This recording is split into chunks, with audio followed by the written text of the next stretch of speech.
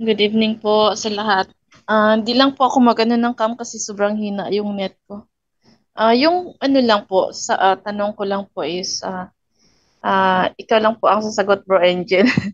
Ah, dahil po, merong ngayong yung sa Eastern Lightning kasi, di ba, ang sabi nila is, ang Kristo ngayon is babae. So, ang paliwanag nila kaya nakapaghikayat sila ng mga, lalo na yung mga kabataan ngayon kung bakit ang explanation nila bakit merong Kristo na babae. Dahil po, in the first place daw po, God created man in His likeness. So, wala po daw imposible na ang susunod na Kristo na darating ay isang babae po.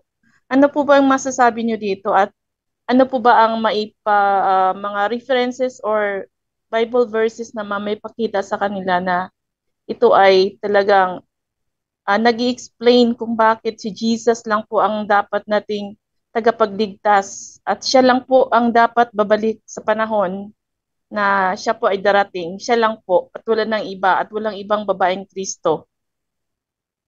Yan lang po. Thank you.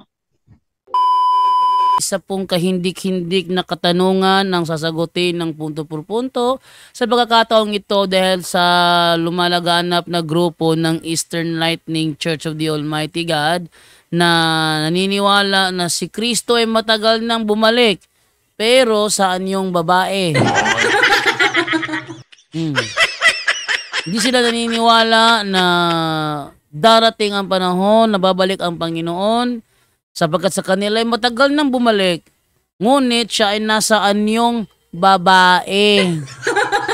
So, ano ba masasabi ng punto por punto dito? Napakagandang episode po ito kaya panoorin po ninyo at naway mapagpulutan ninyo ng aral at kung sakali maka-encounter kayo na member ng Eastern Lightning Church of the Almighty God, alam nyo na kung paano sila basagin.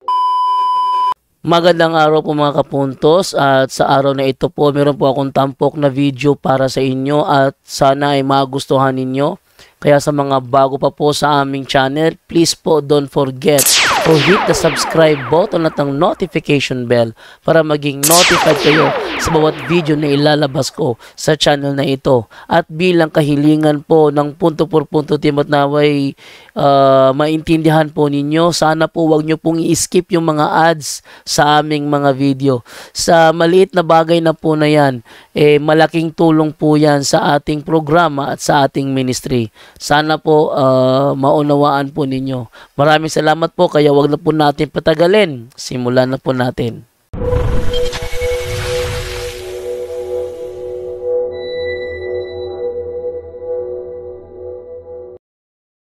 Ayan, si Bro Junry muna. Sige, kung ano, magdadagdag na lang tayo. Ano So, yung narinig tanong? mo po ba yung tanong, Bro Junry?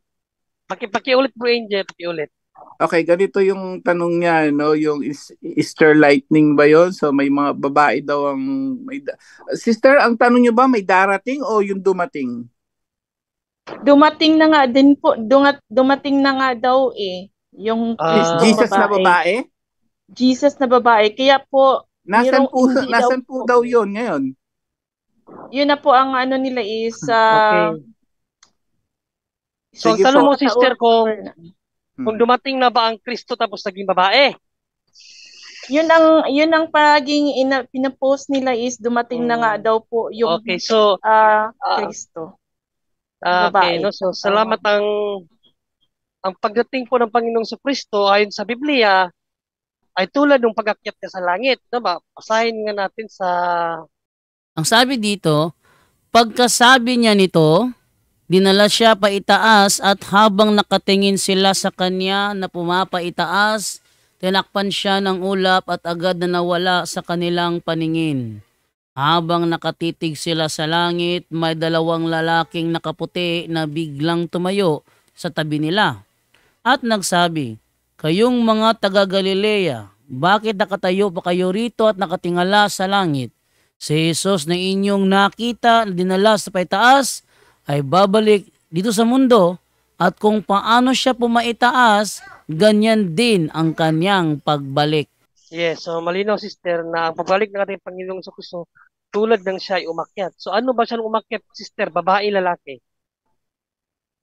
Yun nga, lalaki. Pero ang inang explanation kasi nila is, kung si Jesus, kung ang Panginoon ay gumawa tulad ng unang creation niya na human, na Mm. lalaki, at hindi daw din po imposible na ang gagawin kasi di ba ang human is with composition of Holy Spirit or Spirit.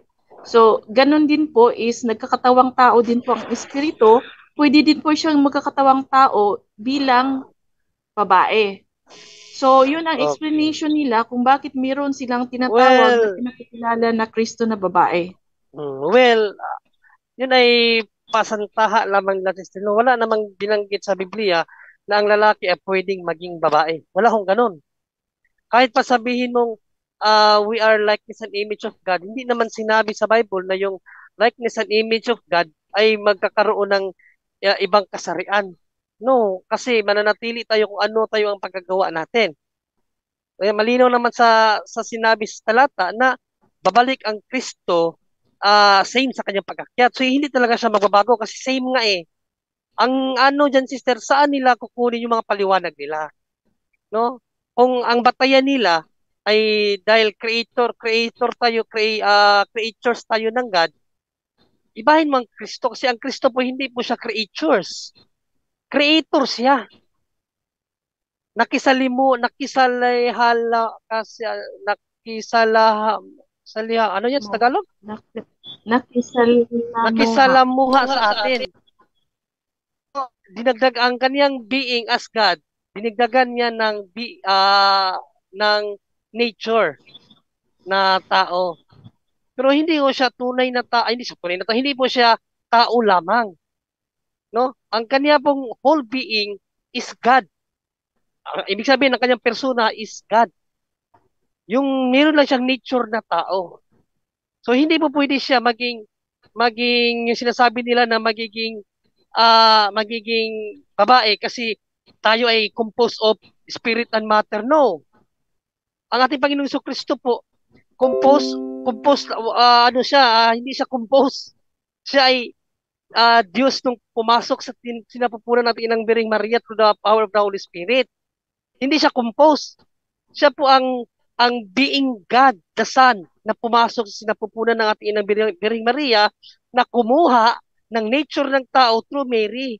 Yun po ang ating Panginoong Kristo. Kaya mali po yung kanilang explanation na dahil ang tao ay composed of matter and spirit. Ang ating Panginoong Kristo po hindi po siya composed. Siya po ang kompositor. No, yung kanyang katawan, siya po ang gumawa nun. Siya po ang nag-create nun. No, dahil yan ang aral natin eh, all things made by God.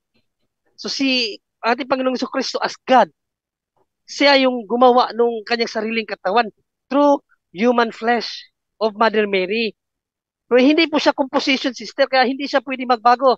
Dahil ang isa sa dogma ng simbahan, ang Panginoong Diyos is impossible. Hindi siya nagbabago. No, unchangeable.